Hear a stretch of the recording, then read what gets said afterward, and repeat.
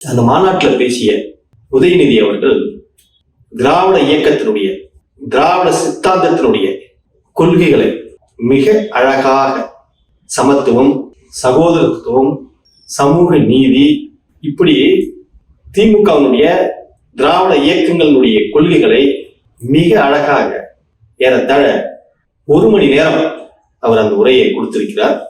திமுகவினுடைய அடுத்த வாரிசு, கொள்கை வாரிசு ஒன்று வந்துடுச்சு அப்படின்றத எல்லோரும், அதாவது தமிழ்நாட்டை பாதுகாப்பதற்கு அடுத்த தலைமுறையில ஒரு தலைவர் வந்துட்டாரு அப்படின்றதுல மிக மாற்று கருத்தே கிடையாது.